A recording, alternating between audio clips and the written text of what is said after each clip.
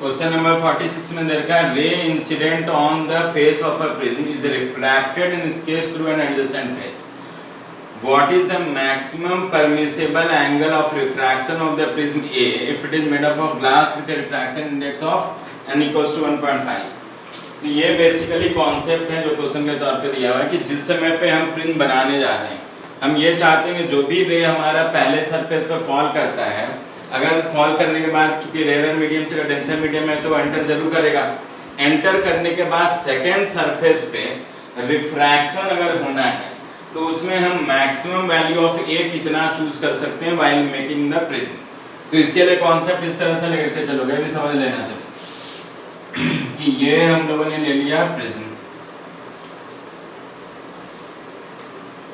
अब कोई भी रे जैसे मान लो इंसिडेंट करते हैं इसके ऊपर इधर की तरफ, ये हो गया एंगल ऑफ इंसिडेंस, ये इधर चला गया, इसको ले लेंगे R1, ये हो गया R2. अब हम A को वेरी कर सकते हैं जिस समय कि हम लोग बनाएंगे प्रिज्म को. तो बोला कितना परमिसेबल हो कि जब ये रे यहाँ एंटर करके आएगा तो इस सरफेस पे हमारा रिफ्रैक्शन होना चाहिए. रिफ्रैक्शन होना चाहिए इसका मतलब है कि जो हमारा R2 का मैक्सिमम पॉसिबल वैल्यू अगर हम बात करेंगे for refraction to take place वो थीटा सी के बराबर, मतलब ये रे जो है हमारा इधर की तरफ चला जाए.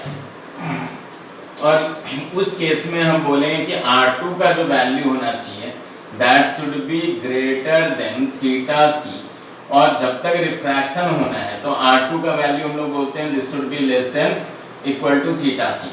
मतलब for refraction to take place at Q, अगर हम इस पॉइंट को Q देते हैं कि R2 का मैक्सिमम पॉसिबल वैल्यू कितना हो सकता है, तो वो हो सकता है हमारा थीटा सी के बराबर. अगर थीटा सी से ज्यादा हुआ तो टोटल इंटरनल रिफ्लेक्शन हो जाएगा. अब हमारे पास दो इन्फॉर्मेशन है. पहला कि R1 plus R2 equals to हो गया हमारा A. A कब मैक्सिमम होगा? जब R2 मैक्सिमम हो और R1 भी मैक्सिमम हो. अब R2 R1 मैक्सिमम होने का सीधा सा बात अगर करें तो R2 तो मैक्सिमम तब हो सकता है, maximum possible angle of R2 should be theta C. तो अब हम देखते हैं कि R1 का मैक्सिमम कब हो सकता है. तो मैक्सिमम तब हो सकता है अगर हम स्नेल्स लॉ पे जाएं, ये m0 हो गया, ये n हो गया, इस पॉइंट पे अगर हम स्नेल्स लॉ लगा लें तो हम बोलेंगे m0 sin I equals to n into sine R1. तो हम लोग लिखेंगे कि sin R1 equals to nothing but m0 by n, ये हो गया sin I. अब जब भी I का वैल्यू हम बढ़ाते हैं तो R1 का वैल्यू जो है बढ़ेगा. I का मैक्सिमम पॉसिबल वैल्यू कितना हो सकता है, इसका वैल्यू हो सकता है हमारा 90 डिग्री. तो अगर ये मैक्सिमम जिस समय I मैक्सिमम मतलब I का वैल्यू कितना होना चाहिए 90 डिग्री. तो अगर हम इसको 90 डिग्री पे रख दें तो उस समय R1 क्या आएगा, मैक्सिमम आएगा. और एक बात तो क्लियर है कि अगर हम I मैक्सिमम रखते हैं मतलब 90 डिग्री, मतलब ये ग्रेस करता हो जाएगा और रेयर से डेंसर में जब ये एंटर करेगा तो एंटर करेगा एट एन एंगल, मतलब refracted ray enters into denser medium. जब भी ग्रेजेस करता है बाउंड्री को फ्रॉम ऑप्टिकली रेयर साइड तो that will be equals to critical angle of the boundary. इसका मतलब है कि R1 का मैक्सिमम पॉसिबल वैल्यू कितना हो जाएगा, तो जब I का वैल्यू 90 डिग्री रखेंगे तो R का वैल्यू जो आएगा that will be equals to n0 by n. n0 by n क्या लिखेंगे, sin theta C, n rare by n denser के हिसाब से, मतलब R1 इक्वल्स टू क्या हो गया, थीटा सी. तो एक चीज हो गया कि R1 का मैक्सिमम पॉसिबल वैल्यू कितना हो सकता है, थीटा सी. R2 का मैक्सिमम पॉसिबल वैल्यू कितना हो सकता है, तो थीटा सी. तो हम लोग एक चीज लिखेंगे कि when I equals to I max that is 90 degree, then R1 equals to हो जाएगा हमारा R1 max and this will be equals to nothing but theta c. क्योंकि जिस समय एंगल ऑफ इंसिडेंस मैक्सिमम उस समय एंगल ऑफ रिफ्रैक्शन मैक्सिमम, और अगर 90 डिग्री है इसका मतलब है कि एंटर करेगा क्रिटिकल एंगल के बराबर बाउंड्री के, तो ये हो गया थीटा सी. दूसरा बात हो गया कि व्हेन अगर हम यहाँ पे बात करें तो एंगल ऑफ इमर्जेंस जब मैक्सिमम होगा उस समय R2 मैक्सिमम होगा. तो when E equals to E max और maximum possible angle of emergence कितना हो गया 90 डिग्री, तो हम बोलेंगे कि उस समय R2 का जो वैल्यू होगा this will be maximum R2 max for refraction to take place at Q का बात करेंगे तो this should be equals to theta C. अब यहाँ से एक बात है कि जिस समय R1 भी मैक्सिमम हो R2 भी मैक्सिमम हो तो उस समय A का पॉसिबल वैल्यू क्या होगा, मैक्सिमम होगा। तो अब हम लिख सकते हैं यहाँ से कि जो R1 max plus R2 max दोनों अगर मैक्सिमम वैल्यू पे हो तो A का वैल्यू क्या आएगा, मैक्सिमम आएगा। तो अब यहाँ से हम लोग लिख सकते हैं, ऐसे लिख लेता हूँ कि A will be maximum that is equals to when R1 is maximum plus when R2 is maximum। तो A max का वैल्यू हम लोग लिखने जाएंगे तो ये हो गया हमारा theta C plus theta C, तो ये हो गया हमारा ट्वाइस ऑफ थीटा सी। तो इसका मतलब है कि जो हम जिसमें प्रिज्म बना रहे हैं उस समय एंगल का वैल्यू अगर मैक्सिमम पॉसिबल वैल्यू हम बात करें तो 2 थीटा सी, मैक्सिमम का मतलब A का value should be less then इस वैल्यू। तो मैक्सिमम पॉसिबल अगर एंगल ऑफ प्रिज्म बात करेंगे तो वो होगा 2 थीटा सी के बराबर, उससे कम रखोगे तो उस केस में जिस समय हम I का वैल्यू 90 डिग्री रखेंगे उस समय पर ये जो है ग्रेस करता हुआ बाउंड्री को चला जाएगा। तो मैक्सिमम परमिसेबल अगर हम बात करें तो that will be equal to 2 theta C. तो हम लोग लिख लेंगे थीटा सी को अगर लिखने जाते हैं तो where theta C equals to हो गया मेरा sine inverse of n rare by n denser. तो यहाँ का हमने लिया है 1, यहाँ का n लिया है तो n रेयर की जगह पे हो गया 1, यहाँ हो गया n। So we can write A max equals to nothing but 2 theta c that is equals to twice of sin inverse 1 by n। ये कॉन्सेप्ट है बेसिकली, ये वाला जो पार्ट हम लोगों ने लिखा, ये A max equals to 2 theta c। अब ये n का वैल्यू 1.5 दे रखा है तो वैल्यू पुट कर दो तो उससे हमारा मैक्सिमम परमिसेबल एंगल निकल जाएगा कि here n equals to nothing but 1.5 रख देंगे, आंसर आ जाएगा। और ये कौन सा सिचुएशन है, ये सिचुएशन है जिस समय हम बात करें कि इस तरह से रे इधर से आया ग्रेस करता हुआ गया, ये हो गया इंसिडेंट रे, ये नॉर्मल बनाएंगे, ये बेंड करेगा इधर की तरफ at an angle theta C, फिर यहाँ पे जो ये फॉल करेगा वो होगा at an angle theta C.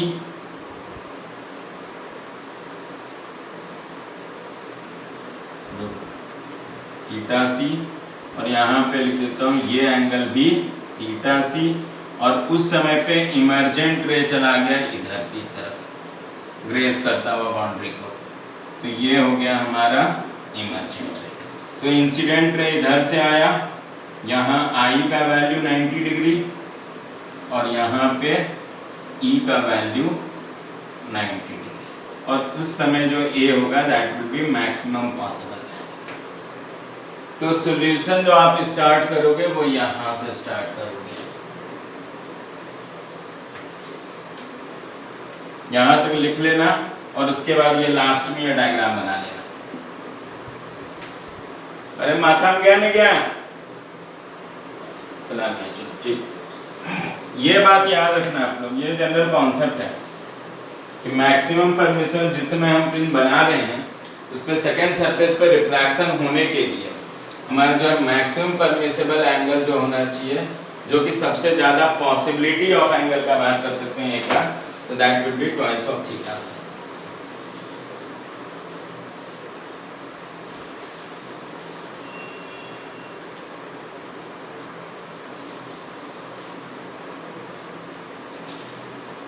तो लास्ट में ये लिख सकते हैं कि for refraction at second surface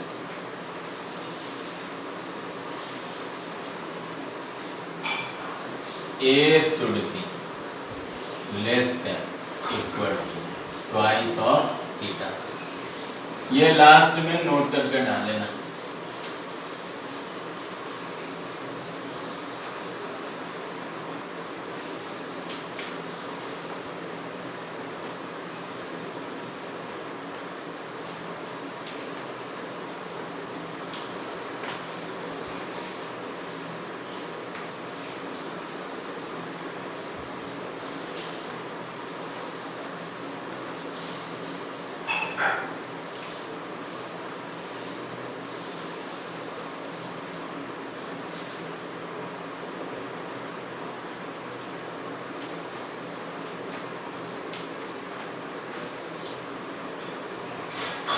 आप लोग लिखते रहो।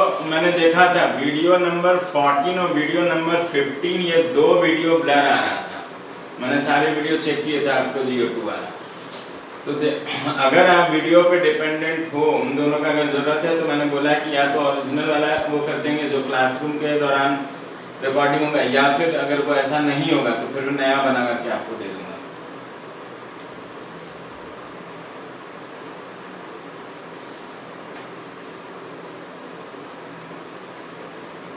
वो बहुत पहले बनाया था, मेरे ख्याल से 2-2.5 महीने 3 महीने पहले बनाया था उस वीडियो को, तो उस समय शायद उतना चेक नहीं कर पाया कि कितना जो है।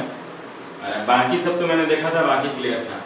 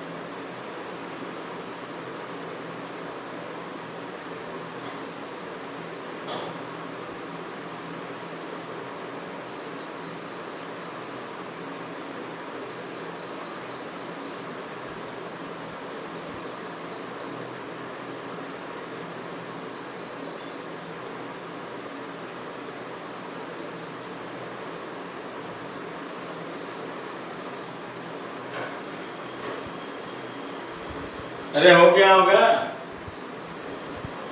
ठीक है।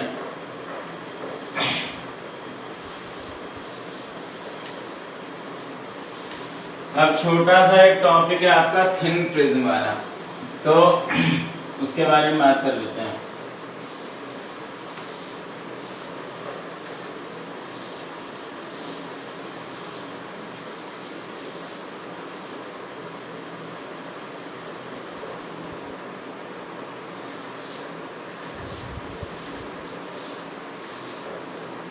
देखो थिन प्रिज्म का मतलब हो गया ऐसा प्रिज्म जिसका जो बहुत ही थिन होगा। थिन मतलब हो गया कि जिसका refracting angle of prism should be very small. मतलब इस तरह का अगर हम कोई प्रिज्म लेते हैं तो इस तरह के प्रिज्म को हम थिन प्रिज्म कहेंगे। कब कहेंगे? जब ये एंगल जो बात कर रहे हैं ए, दैट शुड बी स्मॉल। और स्मॉल का मतलब फिजिक्स में आपको बताया था कि ए का वैल्यू अगर 7 डिग्री से कम होता है तो उसको हम थिन प्रिज्म की तरह ट्रीट करेंगे। या मैक्सिमम बहुत अगर एक्सटेंशन लेके भी चलोगे तो एक किस तरह का डिस्टरबेंस हो रहा है, कैसा डिस्टरबेंस फील हो रहा है? आवाज क्लियर नहीं आ रहा क्या इधर से? अच्छा ठीक है, ठीक है। देखता हूँ। अरे आप लोग अपना वीडियो ठीक रखा करो, उससे टेंशन नहीं रहेगा। झूठ का उनको भी परेशान किए हुए कर सब ठीक अपना वीडियो। चलो थिन प्रिज्म पे आते हैं। तो थिन प्रिज्म का मतलब हो गया जिस समय हम एंगल ऑफ प्रिज्म को बोलेंगे बहुत ही छोटा है तो हम उसको बोलेंगे थिन प्रिज्म। मतलब refracting angle of prism should be small, और स्मॉल का मतलब होता है हमारा कि A should be less than 7 degree. Maximum बहुत एक्सटेंड करोगे तो 8 डिग्री तक को आप ले सकते हो थिन प्रिज्म। अब थिन फिल्म के केस में एक चीज होता है कि हम लोगों ने मिनिमम डेविएशन का बात किया था और अलग अलग एंगल ऑफ इंसिडेंस के लिए डेविएशन का वैल्यू अलग अलग आता था, लेकिन थिन फिल्म में अगर जाएंगे तो for any angle of incidence deviation का वैल्यू जो है ऑलमोस्ट सेम ही आता है और वो वैल्यू होगा हमारा म्यू माइनस 1 इंटू ए या फिर n माइनस 1 इंटू ए ले लेंगे और ये n हो गया हमारा refractive index of the material of the prism. अगर n नॉट बाहर ले लो तो n बाय नॉट कर लेना, अदरवाइज ये हो गया n इस जगह पे। अगर मीडियम का रिफ्रैक्टिव इंडेक्स n नॉट होगा तो यहाँ पे n बाय नॉट लिख सकते हो। तो डेल्टा जो हो गया वो हो गया कि for any angle of incidence, लेकिन कंपलसरी सिचुएशन हमारा क्या है कि refraction should take place at both the surfaces. अब हमको एक बात पता होता है कि a का वैल्यू हमने लिया है 7 डिग्री से कम, दूसरा है कि रिफ्रैक्शन अगर दोनों सरफेस पे होगा तो r1 प्लस r2 का वैल्यू हमेशा इक्वल टू a के बराबर आना चाहिए। अब a अगर 7 डिग्री से कम होगा इसका मतलब r1 का वैल्यू भी 7 डिग्री से आप कम लोगे या 7 डिग्री के मैक्सिमम की इक्वल ले सकते हैं। तो r1 और r2 दोनों का वैल्यू जो है 7 डिग्री से अगर कम लेके चलते हैं मतलब r1 और r2 will be very small. अब अगर r1 स्मॉल r2 स्मॉल तो स्नेल्स लॉ जब लगाते हो फर्स्ट सरफेस पे तो वहां पे i का वैल्यू जो आएगा that will also be very small, क्योंकि जब भी एंगल ऑफ इंसिडेंस स्मॉल होगा तो एंगल ऑफ रिफ्रैक्शन हमारा स्मॉल आता है। तो चूंकि एंगल ऑफ रिफ्रैक्शन यहाँ पे स्मॉल होगा तो उसमें एंगल ऑफ इंसिडेंस क्या होना चाहिए, स्मॉल। तो पहला चीज हो गया कि थिन फिल्म के केस में for refraction to take place at both the surfaces r1 and r2 should be small, इसका मतलब i भी स्मॉल होना चाहिए और e भी स्मॉल होगा। तो i स्मॉल होगा, r1 स्मॉल होगा, r2 स्मॉल होगा, e स्मॉल होगा। अब अगर स्मॉल है तो हम लोगों को पता है कि sin i की जगह हम क्या लिख सकते हैं, i, sin e की जगह क्या लिख सकते हैं, e, tan i की जगह पे i, tan e की जगह पे e, लेकिन अगर cos i cos e लोगे तो that will be nearly equal to 1 लेते हैं। तो स्मॉल एंगल के हिसाब से हम लोग ये लेके चलेंगे। इसमें ये हो गया कि अगर रिफ्रैक्शन दोनों सरफेस पे होता है तो for any angle of incidence, मतलब हर वो एंगल ऑफ इंसिडेंस जिसपे कि लाइट रे अगर इमर्ज आउट हो रहा है तो डेविएशन का वैल्यू नियरली हमारा सेम होगा and that will always come out to be n-1 into a। तो थिन फिल्म के केस में मिनिमम डेविएशन बोलो या कोई भी डेविएशन बोलो उसका वैल्यू हमेशा n-1 into a होगा। इसको अगर हम प्रूफ करने जाते हैं तो यहाँ पे हम लोग लेते हैं, मान लो ये हम लोगों ने थिन फिल्म लिया हुआ है तो थिन फिल्म के लिए स्पेसिफिक कंडीशन क्या हो गया कि for refraction to take place both the surfaces of the film i should be small, r1 should be small, r2 should be small, e should be small. तो हम लोग मान लो ये a लेते हैं, यहाँ पे लिया i, हाँ ये है कि i छोटा होगा, मैंने बड़ा दिखा दिया, इसका मतलब ये नहीं कि बड़ा हो गया, कि ये हो गया i, यहाँ पे लेंगे हम लोग r1, ये हो गया r2 और ये हो गया हमारा e। अब डेविएशन का बात करेंगे तो ये डेविएशन डेल्टा हम लोग बात करते थे। अब डेल्टा का वैसे अगर जनरल रिलेशन देखें तो हम क्या लिखते थे, i plus e minus of a। यहाँ हम लोग ले रहे हैं 1, यहाँ पे लिया n। पहले इस पर आते हैं, स्नेल्स लॉ ऑफ रिफ्रैक्शन लगाया तो हम लिखेंगे 1 इंटू साइन आई, साइन आई को क्या लिख सकते हैं i, तो हो गया 1 into I equals to n into sine r1, तो इसको क्या लिख सकते हैं हम लोग r1। फिर इस जगह पे स्नेल्स लॉ लगाओ, यहाँ पे स्नेल्स लॉ लगाएंगे लिखेंगे तो n into r2 equals to 1 into e हो जाएगा, मतलब 1 इंटू e इक्वल्स टू हो गया n इंटू r2। तो अप्रोक्सीमेशन पे हम लेते हैं कि साइन i को हमने क्या लिख लिया, i साइन i को क्या लिख लिया, e साइन r1 को r1, साइन r2 को r2। अब i प्लस e अगर इससे निकालें तो i plus e equals to हो गया n r1 प्लस r2। अब r1 प्लस r2 का वैल्यू किसके बराबर है, a के बराबर है। तो इससे हमको निकल गया कि i प्लस e का जो वैल्यू हुआ that is equals to n into a। अब किसी भी एंगल ऑफ इंसिडेंस के लिए i प्लस e लोगे तो नियरली इसका वैल्यू n a के बराबर आया।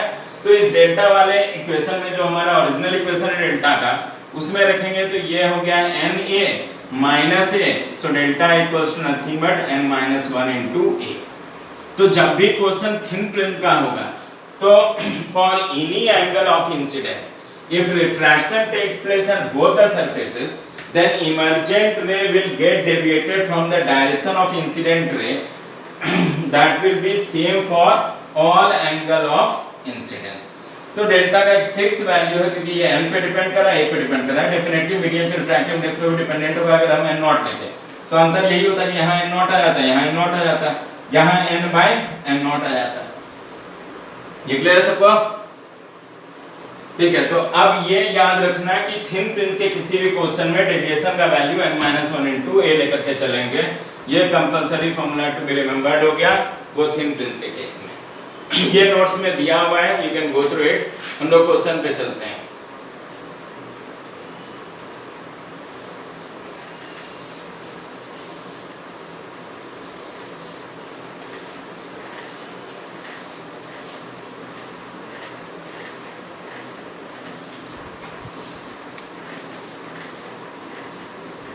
अगला दो क्वेश्चन दोनों एडवांस में आया हुआ है। वैसे इस टॉपिक में एडवांस का क्वेश्चन जो है मेंस लेवल से के बराबर ही होता है, या मेंस लेवल का क्वेश्चन बोलो तो बोर्ड लेवल के बराबर होता है, इसलिए कोई दिक्कत नहीं है इस तरह के क्वेश्चंस में जो भी हमारा थिन फिल्म रिलेटेड होगा। क्वेश्चन नंबर 47 पे जाएंगे। क्वेश्चन नंबर 47 में हमको दे रखा है एक प्रिज्म यहाँ पे, तो बना लेंगे हम प्रिज्म पहले। ये एंगल दे रखा है हमको 4 डिग्री। तो अब अगर 4 डिग्री एंगल है, इसका मतलब ये थिन प्रिज्म हो गया। तो a का वैल्यू क्वेश्चन में हमको कितना दे रखा है 4 degree. So we can take this as thin prism. तो इसका मतलब ये हो गया थिन प्रिज्म। ठीक है, क्वेश्चन में कहा कि एक लाइट रे जो ऐसे फॉल कर रहा है, पैरेलल आया इसके यहाँ पे, और बोला यहाँ पे हम लोग एक रख रहे हैं प्लेन मिरर, यहाँ पे रख देंगे प्लेन मिरर। ठीक है, ये हो गया मेरा डायरेक्शन ऑफ इंसिडेंट रे। अब एक हो गया कि जो अगर नॉर्मल यहाँ बनाओगे तो this will bend towards the normal. फिर यहाँ पे नॉर्मल बना लो, जैसे एक नॉर्मल हम यहाँ पे बना लेंगे तो ये बेंड कर गया टुवर्ड्स द नॉर्मल। फिर ये यहाँ पे आया, फिर ये bend away from the normal, मतलब ये रे ऐसे करके चला गया। तो ये इमर्जेंट रे। क्वेश्चन में ये बोला कि मिरर यहाँ रखा हुआ था, अगर इस मिरर को हम कितने एंगल से रोटेट कर दें ताकि लाइट रे after reflection from the mirror जो है रिट्रेस कर ले पास। अब रिट्रेस करने का सीधा सा मतलब ये, अगर मिरर ऐसे सीधा रहता तब तो angle of incidence question reflection इधर चला जाता। हमको रिट्रेस कराना है, इसका मतलब इस रे को हमको नॉर्मली फॉल कराना है, क्योंकि नॉर्मली अगर फॉल करेंगे तो एंगल ऑफ इंसिडेंस क्या हो जाएगा 0, तो एंगल ऑफ रिफ्लेक्शन भी 0 होगा। लाइट रे विल रिट्रेस इस पाथ। इसका मतलब ये है कि हमको मिरर को जो है रोटेट करना है क्लॉकवाइज सेंस में in such a manner so that this mirror should be normal to the emergent ray. तो इस इमर्जेंट रे के अगर हम नॉर्मल कर देंगे तो यहां से ये हुआ कि हम मिरर को करेंगे नॉर्मल।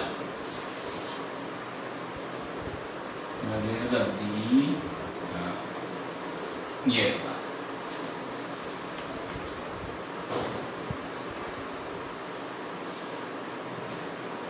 ठीक है, तो ये मिरर को हमने रोटेट कर दिया, कितने से इस तरफ हमने रोटेट किया, थीटा एंगल से मान लो रोटेट करते हैं सो दैट ये नॉर्मली फॉल करे। अगर ये नॉर्मली फॉल करेगा तो ये रिट्रेस करेगा पाथ को, इस तरह से रे जो है चला जाएगा इधर की तरफ। अब सीधा सा बात देखो, ये इमर्जेंट रे का डायरेक्शन था, इसको अगर हम पीछे की तरफ खींच लें तो यहां से देखेंगे तो ये डायरेक्शन इंसिडेंट रे, ये इमर्जेंट रे, मतलब ये एंगल किसके बराबर होगा, डेल्टा के बराबर होगा। डेल्टा का वैल्यू अगर हम निकालने जाएंगे तो delta equals to thin film के केस में n-1 इनटू a। क्वेश्चन में n का वैल्यू हमको दे रखा है 1.5, तो यहां से अगर हम लोग लेंगे तो ये आ गया मेरा 1.5 -1 और a का वैल्यू हो गया हमारा 4 डिग्री। तो इसके हिसाब से लिखेंगे तो डेल्टा का वैल्यू कितना हो गया, तो वो हो गया हमारा 2 डिग्री। इसका मतलब ये वैल्यू जो हमारा आएगा 2 डिग्री का। अब इस ट्रायंगल से देखो तो ये हो गया मेरा 90, तो ये हो जाएगा 90 माइनस डेल्टा, और अगर ये 90 माइनस डेल्टा है तो ये जो थीटा का बात करेंगे ये थीटा एंगल किसके बराबर हो जाएगा, डेल्टा के बराबर हो जाएगा। तो अब हम इस ट्रायंगल से देख सकते हैं कि थीटा का वैल्यू किसके बराबर हो गया, डेल्टा के बराबर। और किस सेंस में इसको हमको रोटेट करना है, क्लॉकवाइज सेंस में हम रोटेट कर देंगे बाय एंगल डेल्टा। तो लाइट रे को रिट्रेस करने के लिए सीधा कॉन्सेप्ट इतना है कि मिरर जो है वो नॉर्मल होना चाहिए इमर्जेंट रे के, so that after striking the mirror it will retrace its path. तो हम लोग लिख लेंगे कि थीटा अगर हो गया angle through which mirror should be rotated, mirror should be rotated। तो हम लोग लिख लेंगे theta equals to nothing but delta that is 2 degree in clockwise sense. ये हो गया आंसर फॉर दिस क्वेश्चन। अरे बात तो समझ आ ही गया होगा।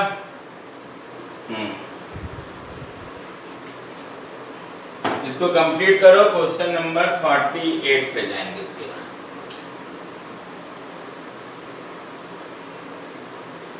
रे रद्दी महात्मा, ये है इंसिडेंट रे का डायरेक्शन, ये इमर्जेंट रे का डायरेक्शन, इन दोनों के बीच का एंगल क्या हुआ, डेल्टा। डेल्टा कैलकुलेट किया। अब ट्राइंगल बनाने में आता है, ये है ट्राइंगल, ये ट्राइंगल हुआ तो ये 90, तो ये एंगल कितना हो गया 90 माइनस डेल्टा। इन दो ये 90 डिग्री पे है यहाँ, तो इसका मतलब है कि जो ये वैल्यू कितना होगा, डेल्टा के बराबर होगा।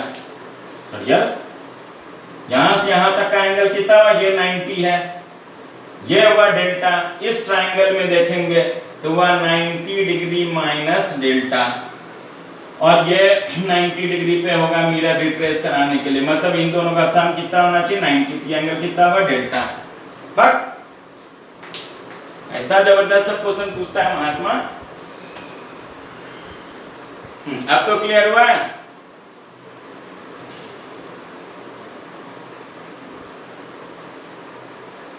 हे प्रभु, कोई भी रे कब रिट्रेस करता है पाथ,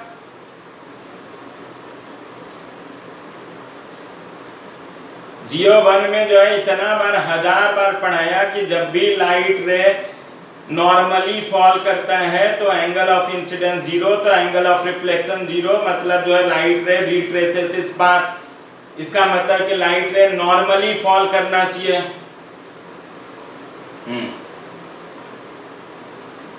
क्या हो गया, वॉइस नहीं आ रही है शुभम?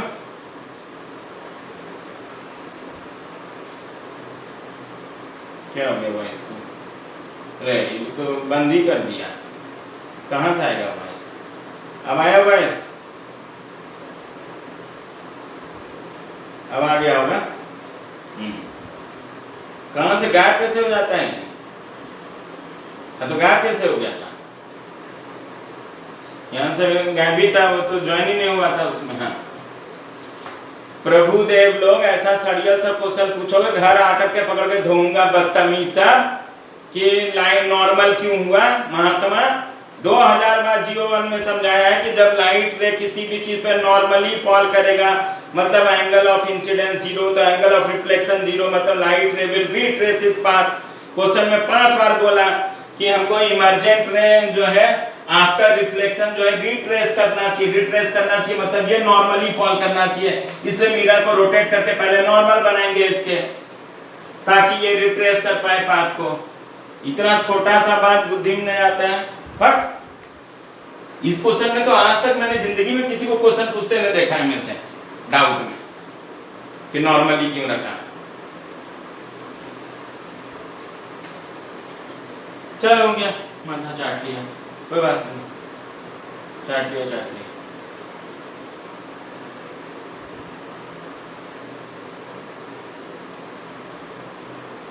मेरा नॉर्मल ये क्यों हुआ?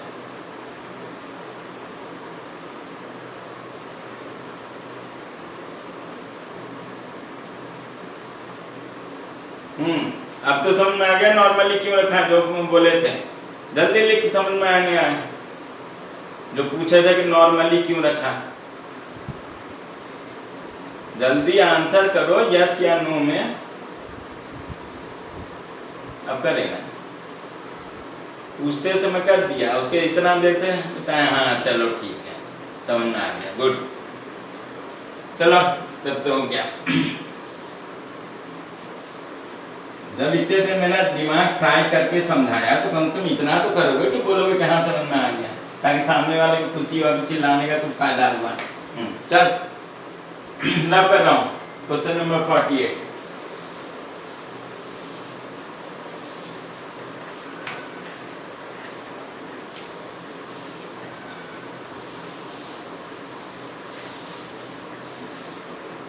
क्वेश्चन नंबर 48 भी एडवांस का ही है, प्रीवियस मेरे ख्याल से 2007 के टाइम में 8 के टाइम आया होगा। क्वेश्चन नंबर 48 देखो, कहा कि the prism shown in figure has a refractive index of n equals to 1.6। तो पहले हम लोग यहाँ पे प्रिज्म बना लेंगे। ये हो गया प्रिज्म। अच्छा, रिफ्रैक्टिव जो दे रखा है रिफ्रैक्टिव इंडेक्स, वो वैल्यू दे रखा है हम लोगों को 1.6। फिर कहा कि जो angles A and B are 30 degree, मतलब ये एंगल क्वेश्चन में हमको दे रखा है 30 डिग्री, और ये एंगल भी क्वेश्चन में दे रखा है 30 डिग्री। ठीक है। का two light rays P and Q parallel, तो दो पैरेलल रे लिया हम लोगों ने, एक ये वाला ले लेते हैं और एक ये वाला ले लेते हैं। ये पी क्यू दो पैरेलल रेज है जो इस पे फॉल किया। अब कहा what is the angle between them after they emerge out, तो जिस समय ये दो रे निकलेगा तो उन दोनों इमर्जेंट रे के डायरेक्शंस के बीच में क्या एंगल होगा, ये क्वेश्चन में पूछा है। एंगल बिटवीन द इमर्जेंट रे का मतलब क्या हो गया, angle between the directions of emergent ray. तो पहले तो एक चीज हम देखेंगे कि ये कहलाएगा मेरा डायरेक्शन ऑफ इंसिडेंट रे अगर हम पी के लिए जाएंगे। ये हो गया डायरेक्शन ऑफ इंसिडेंट रे अगर हम जाते हैं क्यू के लिए। अब यहाँ पे चूंकि एंगल ऑफ इंसिडेंस 0 है तो एंगल ऑफ रिफ्रैक्शन 0, मतलब यहाँ तक तो लाइट रे पहुंच जाएगा सीधा, यहाँ तक पहुंच गया, यहाँ पे पहुंच गया। अब इस जगह पे जाएंगे तो ये बनाएंगे नॉर्मल, तो ये हो गया normal at the point of incidence, यहाँ भी बन गया नॉर्मल। अब ये एंगल 30 डिग्री है, ये है 90 डिग्री, तो ये एंगल कितना हो गया 60, इन दोनों का 90 होना है, मतलब ये एंगल कितना हो गया, तो ये एंगल हम लोग लेंगे, ये 30 है, यहाँ 90 है, तो ये एंगल 60 और ये एंगल 60, तो ये एंगल हमारा कितना हो जाएगा 30 डिग्री, तो ये एंगल आ गया हमारा 30 डिग्री। तो एंगल ऑफ इंसिडेंस यहाँ 30 डिग्री। सिमिलर सिचुएशन यहाँ पे भी है, ये 90 हो गया, ये 60 हो गया, तो ये एंगल कितना हो गया 30 डिग्री हो गया। ठीक है। अब इसके बाद यहाँ का जो मीडियम है वो हमारा एयर मीडियम है, मतलब लाइट रे का डायरेक्शन इधर था, this will go away from the normal, तो ये इधर की तरफ चला जाएगा इमर्जेंट रे। सेम सिचुएशन यहाँ पे आएगा, ये भी इधर की तरफ चला गया, तो एक इमर्जेंट रे हमारा ये वाला है E1 और दूसरा इमर्जेंट रे हो गया हमारा ये E2, और इन दोनों के बीच का एंगल क्वेश्चन में हम लोगों को पूछा हुआ है कि इन दोनों के बीच का एंगल बताओ कितना है, तो थीटा मान लिया angle between the two emergent rays. अच्छा, अब इन दोनों के बीच में एंगल निकालने के लिए सबसे पहले यहाँ पे जाएंगे, तो ये गया था अवे फ्रॉम द नॉर्मल, यहाँ से यहाँ तक का एंगल अगर हम लोग देखेंगे तो ये एंगल हम लोग बोलते थे एंगल ऑफ इमर्जेंस E, तो इसको हम लोग लिख लेंगे E। यहाँ पे भी अगर हम देखेंगे तो सेम सिचुएशन है, यहाँ से यहाँ तक के एंगल को हम बोलेंगे एंगल ऑफ इमर्जेंस E। इस पॉइंट को नाम दे देता हूँ A, इस पॉइंट को नाम दे देता हूँ B। अब देखेंगे ये था डायरेक्शन ऑफ इंसिडेंट रे, ये है हमारा इमर्जेंट रे, मतलब ये एंगल हो गया डेल्टा के बराबर। सेम यहाँ पे भी बात करेंगे तो ये हो गया हमारा डेल्टा। ये कोई थिन प्रिज्म नहीं है जो कि हम लोग जो है n-1 लिखेंगे, तो क्योंकि एंगल ऑफ प्रिज्म कितना आ रहा है इसमें, कि ये 30 देखा है 60, तो डेफिनेटली ये एंगल अगर लेकर के चलोगे तो आ जाएगा हमारा 120 का। तो अब इसमें डेविएशन निकालने के लिए क्या करेंगे, तो ये एंगल 30 डिग्री, तो यहां से अपोजिट एंगल 30 डिग्री, मतलब डेल्टा का वैल्यू हो जाएगा e माइनस 30 डिग्री। तो पहला चीज डायग्राम से हमको मिल गया कि डेल्टा का वैल्यू जो है that is e minus 30 degree. अब एक बार डेल्टा यहां से निकल गया तो इस पर आएंगे। अगर हम लोग इस लाइन को खींचें तो ये दोनों पैरेलल लाइन हुआ, ये डेल्टा, तो ये एंगल भी कितना होगा, डेल्टा। उसी तरह से ये डेल्टा तो ये एंगल कितना होगा, डेल्टा। तो थीटा जो हो गया that will be equals to twice of delta. तो यहां से लिख लेते हैं कि अगर थीटा हम लोग को रिप्रेजेंट कर रहा है angle between the directions of two emergent ray, angle between directions of emergent rays, that is E1 and E2। तो थीटा का वैल्यू किसके बराबर हो जाएगा, 2 टाइम्स ऑफ डेल्टा के बराबर हो जाएगा। तो मतलब इस क्वेश्चन में टारगेट सिर्फ क्या निकालने का रहेगा, E निकालने का। और E निकालने के लिए या तो A पे या फिर B पे हम लोग लगा लेंगे स्नेल्स लॉ ऑफ रिफ्रैक्शन। तो ए पे लगा लेते हैं, तो यहां पे लिख लेता हूं, ये लास्ट पार्ट डाल देता हूं कि यूजिंग स्नेल्स लॉ एट ए, तो यूजिंग स्नेल्स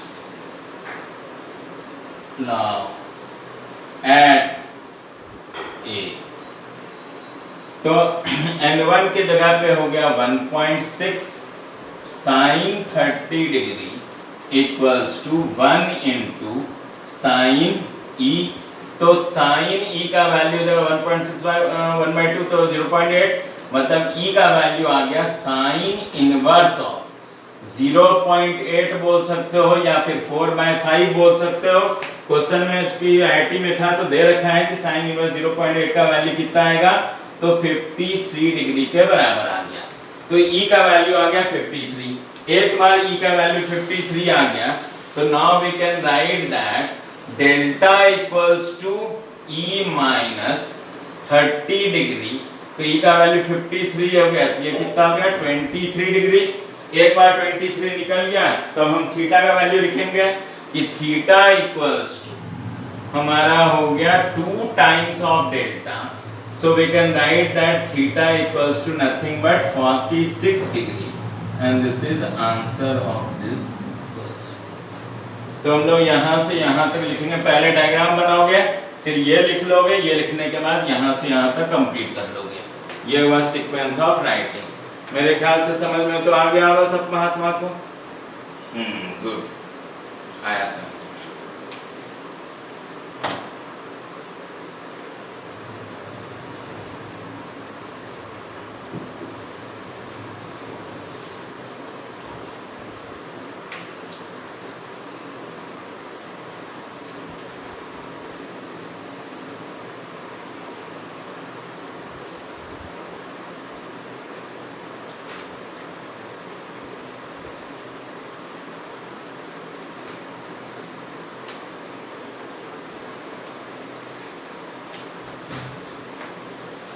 इनके क्वेश्चन में ऐसे फॉर्मूले का यूज बहुत कम ही होगा। मेनली जो क्वेश्चन बनेगा वो सब स्नेल्स लॉ ऑफ रिफ्रैक्शन के कॉन्सेप्ट है, मतलब रिफ्रैक्शन एट प्लेन बाउंड्री से रिलेटेड जो कॉन्सेप्ट है उसी पे मैक्सिमम क्वेश्चन बनेगा। कुछ ही क्वेश्चन में जिसमें कि R1 + R2 = A यूज करने का जरूरत पड़ सकता है, वो एक आध क्वेश्चन में होगा वैसा। और डेविएशन वाला क्वेश्चन पूछ दिया तो I + E - A वाला यूज कर सकते हैं।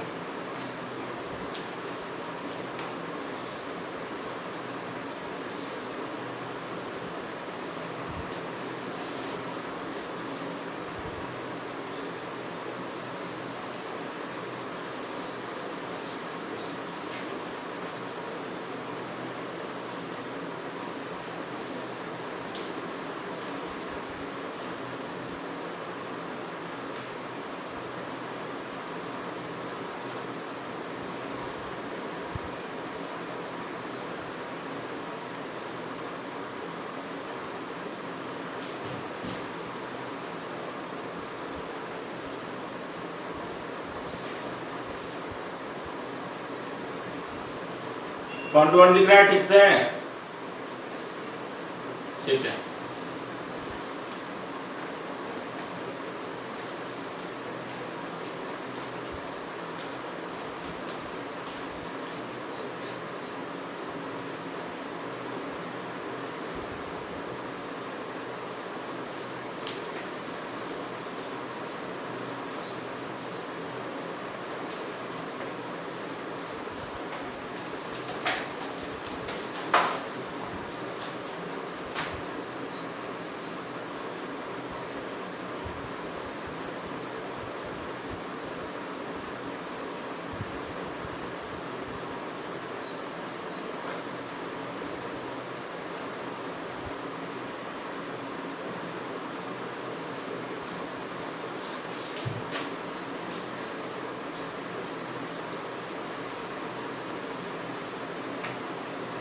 चलो अब यहाँ से अगला जो टॉपिक हम लोग लेंगे वो additional topic for mains exam है। वैसे अनफॉर्चुनेटली बोल लो या फॉर्चुनेटली बोल लो, पिछले 10 साल 15 साल में तो मैंने उससे कोई क्वेश्चन आते हुए नहीं देखा है, लेकिन स्कूल एग्जाम में वो क्वेश्चंस जो है वो आ जाता है कि भाई हम लोगों को बताओ। तो 2 टॉपिक है उसके अंदर, एक है हम लोग बोलते हैं एवरेज डेविएशन विदाउट डिस्पर्सन और दूसरा है डिस्पर्सन विदाउट डेविएशन। लेकिन उन सब टॉपिक के पहले हम लोगों को जानना पड़ेगा डिस्पर्सन वगैरह के बारे में जानने के लिए। तो अब हम लोग टॉपिक यूज कर लेंगे प्रिज्म विथ पॉलीक्रोमेटिक लाइट रे, फिर हम एडिशनल टॉपिक फॉर मेंस। वैसे ही डिस्पर्सन वाला जो मैक्सिमम पार्ट है वो एडिशनल टॉपिक और मेंस में आएगा, सिर्फ डेफिनेशन तक आपको ध्यान में रखना है, जो एडवांस वाले पार्ट पे भी हम लोग लेकर के चलेंगे। तो टॉपिक लिख लेते हैं हम लोग प्रिज्म विथ पॉलीक्रोमेटिक लाइट रे। लेकिन उसके पहले एक छोटा सा जनरल नॉलेज का चीज समझ लो।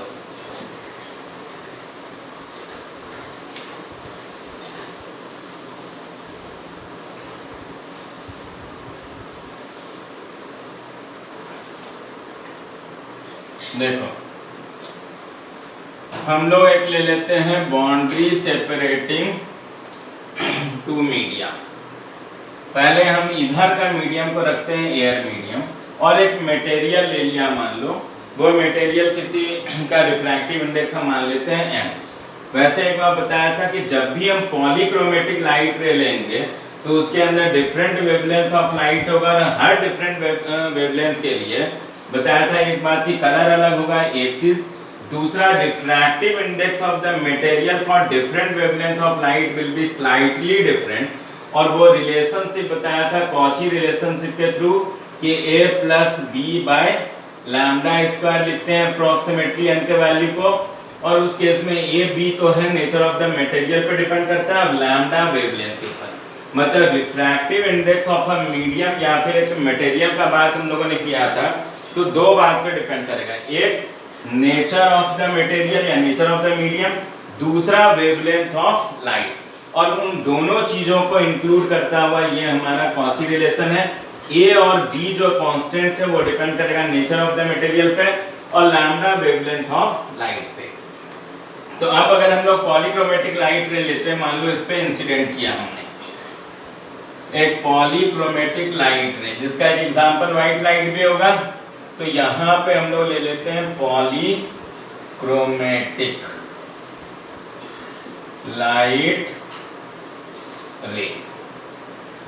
अब ये हो गया normal at the point of incidence, ये हो गया डायरेक्शन ऑफ इंसिडेंट रे, और ये हो गया हमारा एंगल ऑफ इंसिडेंस आई। ये चूंकि रेयर है, ये डेंसर है, तो this will bend towards the normal, ये लिखेंगे हम लोग आर। अब अगर स्नेल्स लॉ लगाएंगे यहाँ पे, तो हो गया 1 into sin i equals to nothing but n into sin r। अब इससे जाएंगे तो sin r इक्वल्स टू हम sin i by n लिख लेंगे, तो ये हो गया हमारा sin r equals to sin i divided by n। दूसरा बात, अगर हम डेविएशन निकालते हैं तो ये हो गया डायरेक्शन ऑफ इंसिडेंट रे, ये मेरा ट्रांसमिटेड रे है, हम ट्रांसमिटेड रे का डेविएशन निकालेंगे from the direction of incident रे, ये हो गया डेल्टा। और यहाँ से चूंकि ये एंगल आई है, इसका अपोजिट एंगल का बात करेंगे तो ये एंगल आई हो गया, और ये एंगल अगर आई हो गया तो डेल्टा का वैल्यू हो गया आई माइनस आर। तो दूसरा इंफॉर्मेशन है delta equals to I minus R. अब शुरू करते हैं।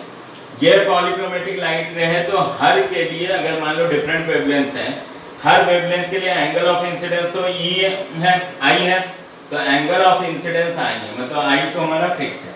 लेकिन हर डिफरेंट वेवलेंथ के लिए एम का वैल्यू हमारा स्लाइटली क्या करेगा, डिफर करेगा।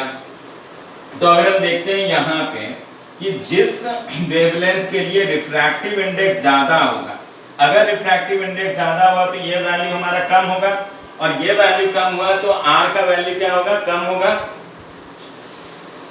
तो एक चीज हो गया कि जो डिफरेंट वेवलेंथ के लिए रिफ्रैक्टिव इंडेक्स अलग बा, जिस वेवलेंथ के करस्पॉन्डिंग रिफ्रैक्टिव इंडेक्स ज्यादा, रिफ्रैक्टिव इंडेक्स ज्यादा मतलब ये वैल्यू हमारा कम, और ये वैल्यू कम हुआ तो आर का वैल्यू क्या होगा, कम होगा। आर का वैल्यू कम हुआ तो हम डेल्टा में जाएंगे, जब आर कम तो डेल्टा का वैल्यू क्या होगा, ज्यादा। मतलब जिस ब्लर होता है, रुक,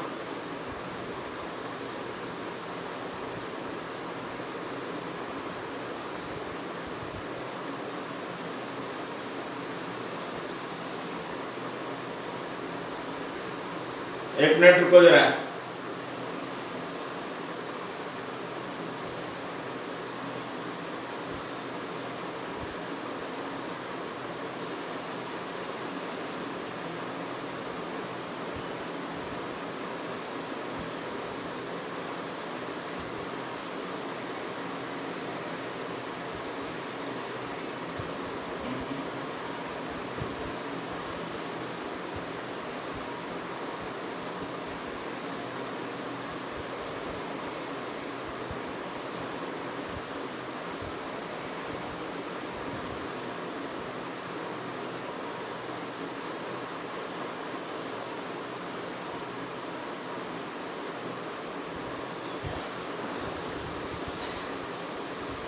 अब देखो तो वीडियो ठीक है, ये रुका हुआ है।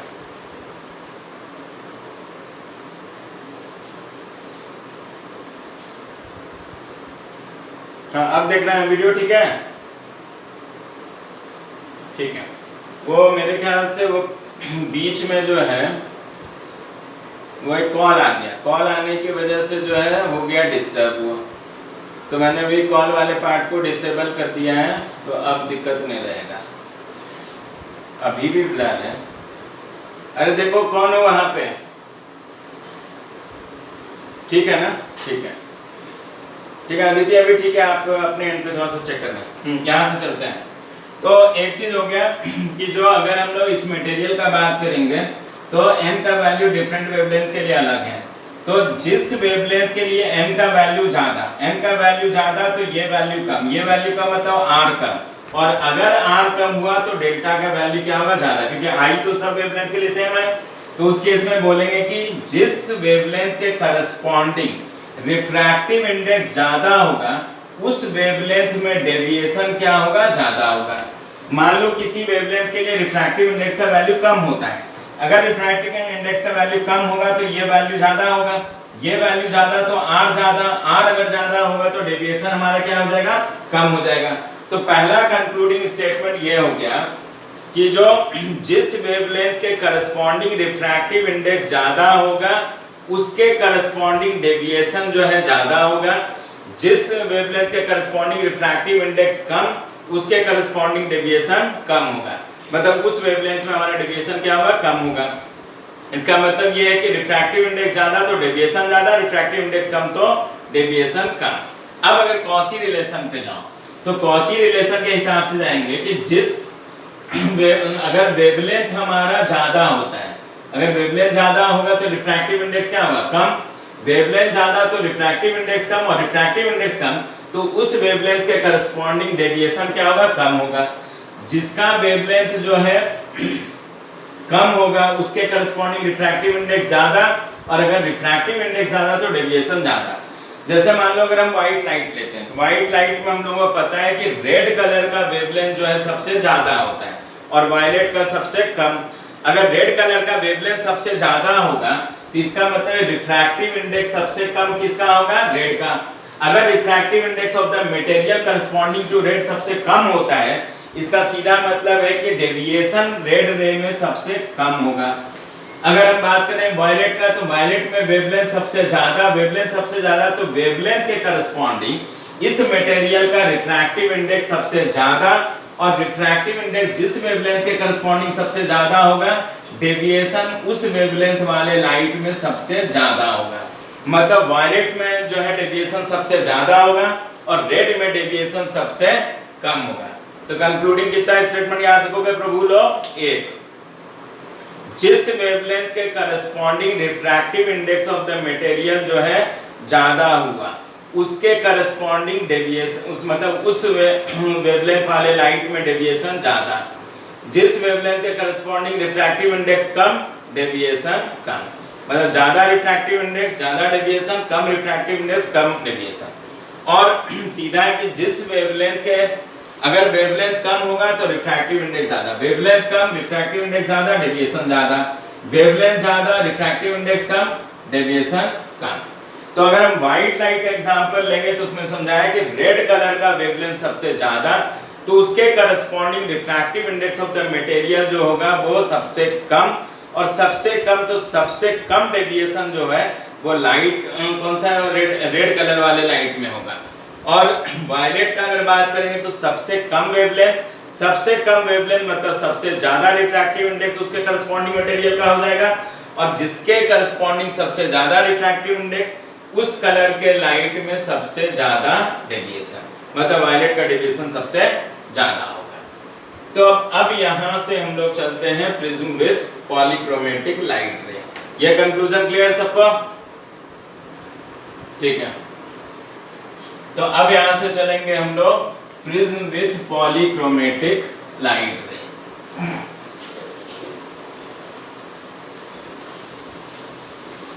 ये सब नोट्स में लिख के दे दिया है मैंने, ताकि आप लोग जो है उसको रिलेट कर पाओगे। तो हमारा टॉपिक हो गया प्रिज्म विथ पॉलीक्रोमेटिक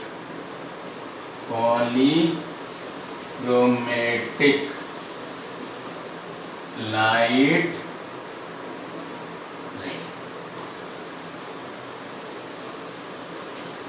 तो हम लोग पहले यहां पे बना लेते हैं एक प्रिज्म, ये ले लेते हैं हम लोग, ये हो गया ए, ठीक है। एक लाइट रे ले रहे हैं जो पॉलीक्रोमेटिक है, तो यहाँ पे लिख लेंगे पॉलीक्रोमेटिक लाइट रे जिसमें डिफरेंट वेवलेंथ ऑफ लाइट होगा, पॉलीक्रोमेटिक लाइट रे। अब यहाँ पे आते हैं, ये हो गया नॉर्मल एंगल ऑफ इंसिडेंस, तो हर कलर के लिए हर वेवलेंथ के लिए हमारा सेम ही हो गया। एग्जाम्पल के लिए मैं ले लेता हूँ व्हाइट लाइट, ताकि जो है हम लोग डिस्कस कर पाए इसको। तो एग्जाम्पल के लिए लिया हम लोगों ने व्हाइट लाइट। अच्छा, यहाँ का रिफ्रैक्टिव इंडेक्स अभी हम लोग ले रहे हैं 1, तो यहाँ भी हो गया हमारा n0 1। हाँ, ये है कि जो n लिखेंगे वो हर अलग अलग वेवलेंथ के लिए हमारा स्लाइटली डिफरेंट होगा। ये हो गया मेरा डायरेक्शन ऑफ इंसिडेंट रे। अब अगर हम व्हाइट लाइट एग्जांपल लेंगे तो रेड कलर का बताया था कि वेवलेंथ सबसे ज्यादा होगा तो उसमें डेविएशन सबसे कम होगा। तो ये डायरेक्शन इंसिडेंट रे से जो ये डेविएट करे, ये तो बेंड करेगा towards the normal, but deviation सबसे कम किसका होगा, रेड कलर का होगा, और सबसे ज्यादा डेविएशन हमारा किसका होगा, वायलेट कलर का होगा। तो सबसे ज्यादा जो हमारा वायलेट कलर का हो गया, और बाकी जितने भी कलर होंगे उसका डेविएशन इन दोनों के बीच में लाई करेगा। तो हम लोगों ने देखा कि सबसे कम डेविएशन रेड का हुआ, सबसे ज्यादा हो गया वायलेट का। तो चूंकि हर डिफरेंट कलर का हमारा डेविएशन अलग अलग हो रहा है, इसलिए ये होगा कि हर वेवलेंथ एक दूसरे से क्या हो जाएगा, सेपरेट हो जाएगा। तो इसको हम बोलते हैं स्प्लिटिंग ऑफ लाइट रे। तो यहाँ पे चूंकि refractive index of the material different था, इसलिए उसके करस्पॉन्डिंग हमारा डेविएशन क्या हुआ, रिफ्रैक्टिव इंडेक्स अलग अलग, वेवलेंथ के लिए अलग अलग, तो डेविएशन अलग अलग कलर के लिए अलग अलग, because of that there will be splitting of light ray into its constituent colours बात करें तो व्हाइट लाइट में हम लोग जो 7 बैंड का बात करते हैं वो बैंड लेते हैं हम लोग विबज्योर के हिसाब से। तो मैंने वायलेट और रेड को यहाँ पे लिया, फिर यहाँ पे जाएंगे नॉर्मल बनाएंगे, इस पे नॉर्मल बनाया, इस बार जाएगा अवे इधर ले लिया रेड, और फिर ये गया अवे फ्रॉम द नॉर्मल, ये ले लिया हमने वायलेट। तो ये दो हो गया एक्सट्रीम इमर्जेंट रे। तो ये हमारा स्प्लिटिंग हुआ यहाँ पे। अब इन दोनों एक्सट्रीम इमर्जेंट रे के बीच का अगर हम एंगल देखना चाहें, मतलब direct angle between the direction of two extreme emergent ray, तो इस तरह से हम लोग ले लेंगे। ठीक है, इस एंगल को अभी के लिए मैं लिख देता हूँ थीटा, ये हो गया थीटा। अब ये हुआ कि पहला डेविएशन यहाँ पे हुआ, सेकंड डेविएशन यहाँ पे हुआ, और फाइनली अगर हम यहाँ पे की स्क्रीन रख दें तो इस स्क्रीन पे सबसे नीचे हमको वायलेट दिखेगा, सबसे ऊपर हमको रेड दिखेगा, और बाकी अगर हम देखें तो यहाँ से नीचे से ऊपर की तरफ जो कलर आएगा वो कहलाएगा विबज्योर। तो ये हो जाएगा मेरा VIBGYO।